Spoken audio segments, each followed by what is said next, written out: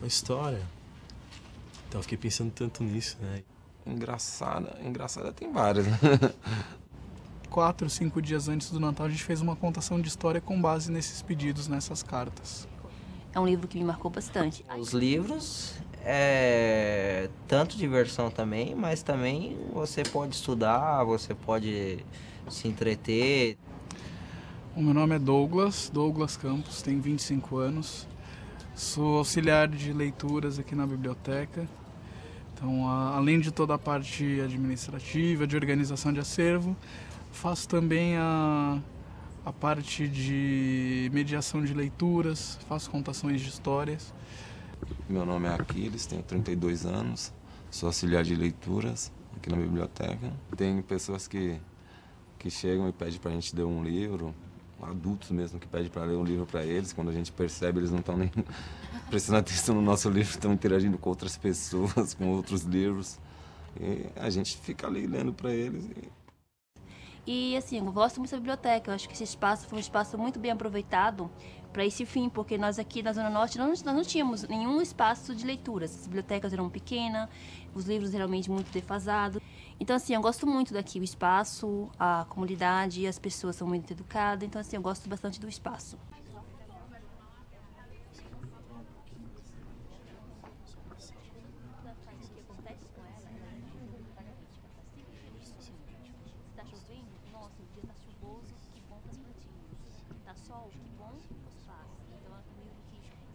Bom, meu nome é Denis William Santos, eu tenho 26 anos. Esse livro, o título é Blackout, o escritor é o Marcelo Rubens Paiva.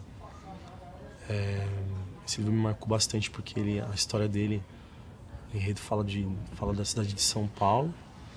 E a cidade de São Paulo fala especificamente de alguns pontos.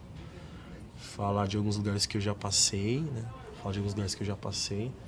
Então isso chamou muita atenção, É bem legal que esse livro ele fala... Ele e alguns amigos, eles entram dentro de uma caverna, aí eles saem dessa caverna e aí tá tudo congelado, entendeu? O mundo inteiro tá parado. E ele vai pro interior, entra nessa caverna, sai, ele volta, ele começa a perceber isso, que tá todo mundo parado, os caminhões batidos, parados, e aí ele vem, chega em São Paulo, e aí ele começa a fazer algumas coisas que ele sempre teve vontade, entendeu? Pega um carro, ele passa na Paulista, ele pinta do chão. Me identifiquei bastante porque naquela época, né, assim, eu tinha essas ideias ainda. Mas é legal, assim, só o fato de estar numa cidade que não tinha ninguém, sem regras, isso me chamou muita atenção no livro, entendeu? Que me marcou, não que me marcou, mas um livro que eu sempre recomendo para quem conversa comigo e pergunta de um livro. O primeiro livro que eu sempre recomendo é esse, que foi o primeiro que eu li quando eu cheguei na biblioteca, quando eu entrei aqui para trabalhar na Biblioteca de São Paulo. Não era um leitor até então, um leitor frequente de ler muitos livros, e aí me deram esse.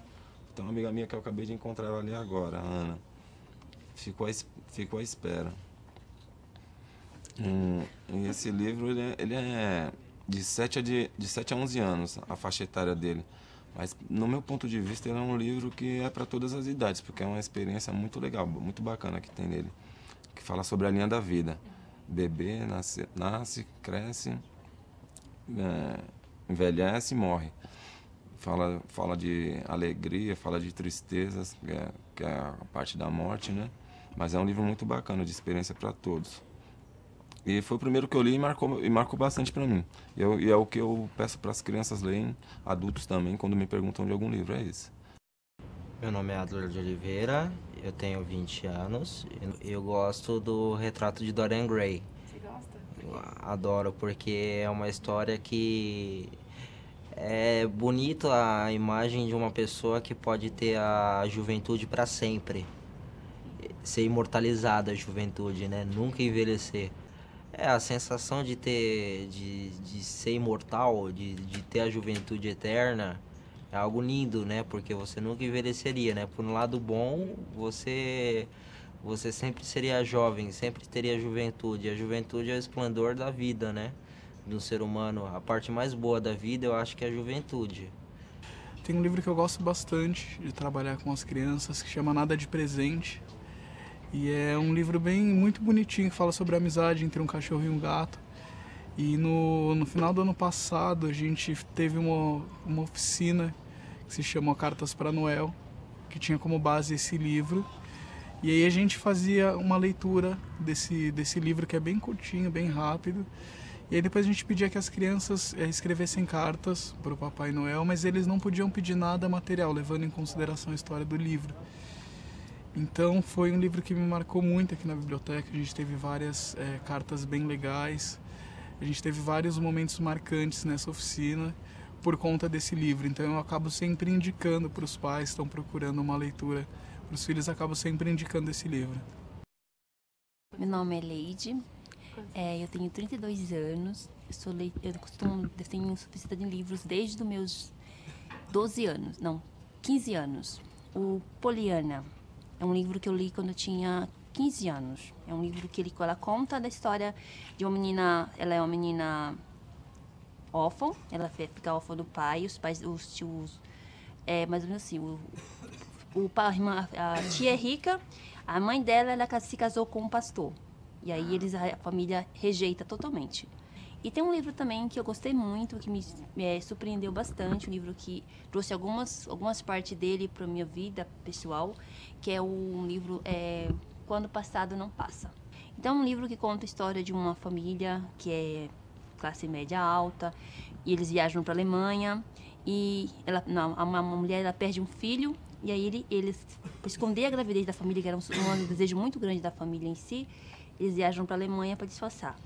Aí lá eles, viajando com a Alemanha, já está no período, já no caso de guerra, uma mulher, não, estão embarcando no trem para voltar para o Brasil, porque a mulher entrega um bebê para eles. No momento eles falam assim, pega meu filho, salva meu filho. Ela pega a criança e traz para o Brasil. Aí a criança cresce, só que não sabe que ele é adotado. Só que o próprio pai tem uma certa rejeição por esse filho adotado, queria ter um filho de verdade. Aí esse filho, depois ele nasce, ele tem aquele idolatria por aquele outro filho, mas não gosta, rejeita o que foi adotado pela esposa, por mais sentido da esposa do que por ele. Então é um livro muito bom. Um livro que eu gosto bastante da literatura brasileira é o Manuel Bandeira. Eu acho ele muito bom. É tanto que eu já li e pretendo futuramente estar comprando esses livros, porque são livros que são bastante ricos na cultura brasileira. E tem um também, que é do Graciliano Ramos, que eu gosto bastante também. Vidas Secas. E o outro não esqueci o nome, Sertão Veredas. Aí também gosto de ler livros desde o infância juvenil até livros adultos, como qualquer livro que lança aqui no mercado hoje em dia está muito bem mais acessível do que há uma década atrás, digamos assim. Eu leio, já li a coleção do Harry Potter, Crepúsculo. É tanto que eu incentivo muito meu sobrinho a ler.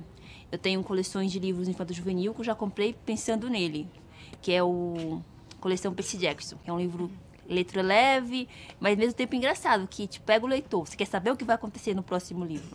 E minha mãe também uma senhora já de 52 anos, e ela aprendeu a ler depois de adulta, e ela gosta muito de ler, e eu compro livros também para incentivar ela a ler. Ela lê um livro que ela gosta realmente, por incrível que pareça, eu não suporto. Digamos, um pilares da literatura brasileira, mas eu não gosto. E ela gosta, é o Machado de Assis. Assim, o único livro que eu li dele, assim, que eu achei muito... É um livro, o Quincas, é o que? Acho que é Quincas. É um livro que eu li, mas eu não entendi muita história. Algumas partes dele, pessoal, que é o livro Quando o Passado Não Passa.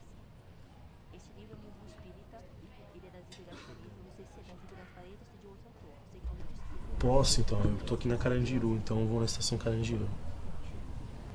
Eu me arrependo de não ter estudado, assim, quando eu era mais jovem, pode ser, não sou tão velho assim, mas quando eu era mais molecão, eu estudei um tempo, e aí eu estudei durante 2 anos. Eu larguei porque, enfim, eu não me dedicava muito. E aí o tempo foi passando, a vida foi cobrando, e aí hoje eu vejo o quanto eu perdi em não ter me dedicado naquela época. Mas eu acho que ainda está em tempo de eu correr atrás. Recentemente eu participei de um processo de uma empresa, era uma multinacional, era uma ótima oportunidade, tanto um plano de carreira, e aí eu fui barrado por conta do idioma. Ela falou, se você falasse inglês, você estava contratado. Tem uma coisa que marcou pra mim, foi um menino chamado Rafa, um sócio. Deve ter na faixa de uns 6 a 7 anos. E ele chegou aqui, ele só andava com a mãe dele e com o pai dele. Aí ele chegou aqui, a mãe dele e o pai dele subiu pro piso adulto, que é acima de 17 anos, e deixou ele com a gente lá embaixo, no piso infantil, que é de 0 a 17 anos.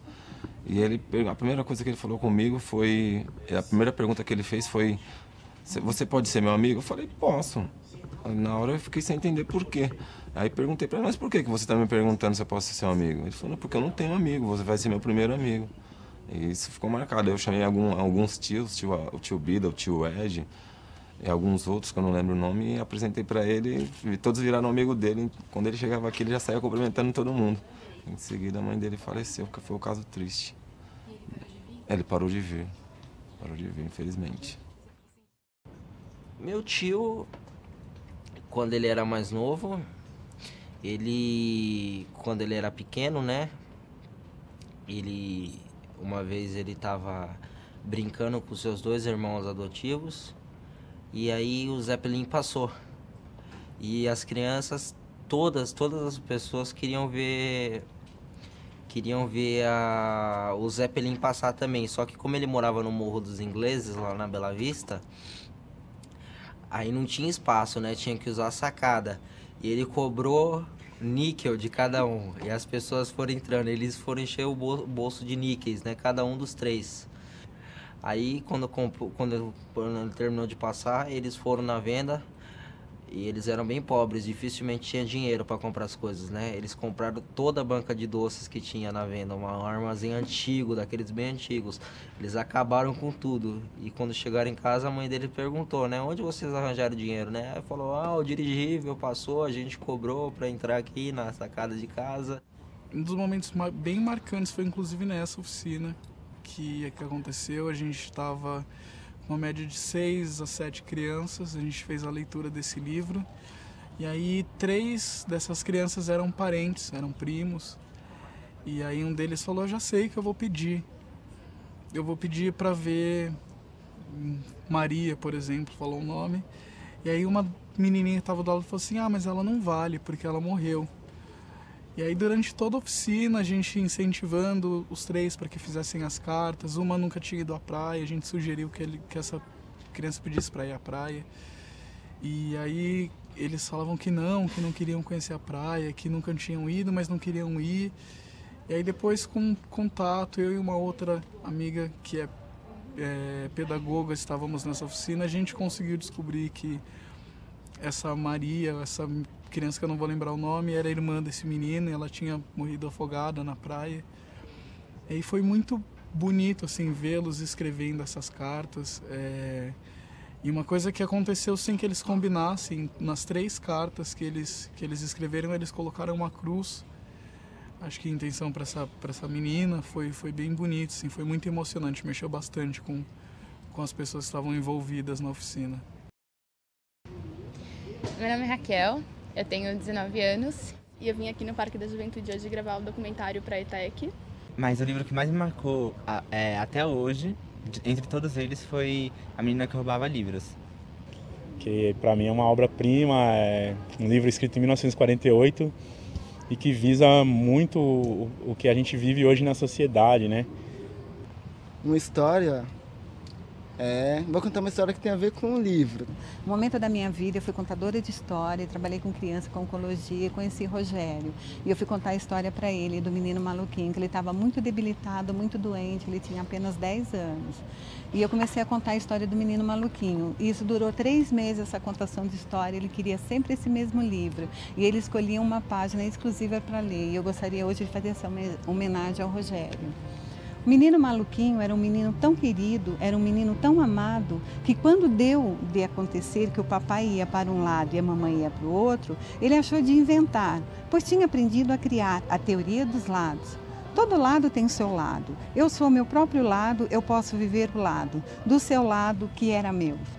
Foi uma barra, é verdade. É verdade também que pouca gente entendeu a teoria maluca do menino maluquinho, mas ele ria baixinho quando a saudade apertava, pois descobriu que a saudade era o lado de um dos lados da vida que vinha aí.